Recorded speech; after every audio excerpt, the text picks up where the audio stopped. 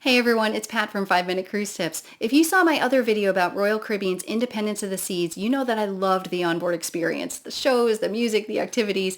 But today I want to talk about the ship itself and why I think Indy is an amazing ship, from the venues to the features and staterooms. I'll keep this short, punchy, packed full of information, and as always, under 5 minutes.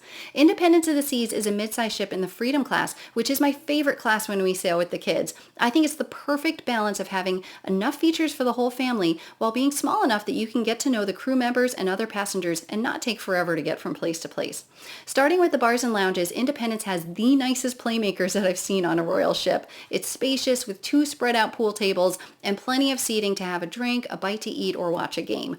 A very nice feature is these sliding doors on both ends of playmakers. It helps to block out the smoke from the casino and the noise from boleros. I really wish they also had these doors on the other side of the casino because it might help the schooner bar to smell a little less smoky. I normally love the schooner bar, but on these mid-sized ships, the location right next to the smoky casino is a deterrent for me.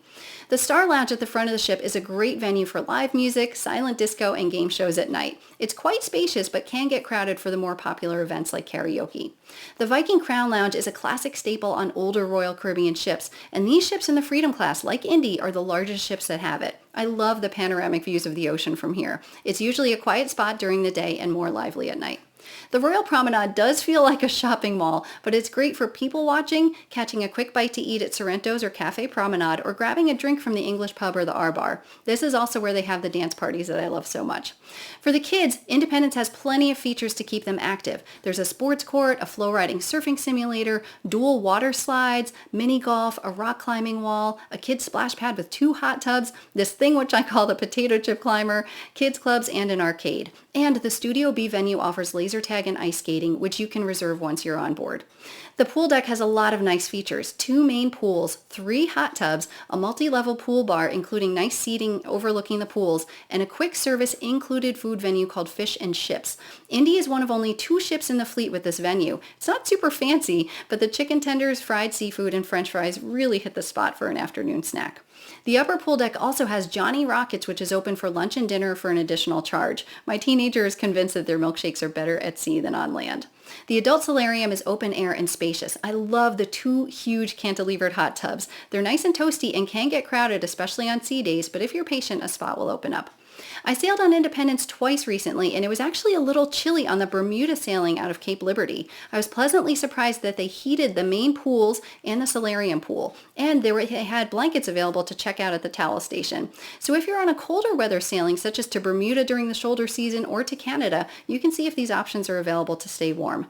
On my other sailing out of Miami, where it was very hot outside, the pools were nice and cool. A great feature on these mid-sized ships like Indy is the walking deck on Deck 4. It goes almost all the way around the ship and is covered to protect you from the rain and heat of the midday sun. At the front of the ship, there are stairs which take you to the helipad for amazing views. Along the walking deck, you'll find a number of shuffleboard courts, which are always fun, and it's nice that they're in the shade.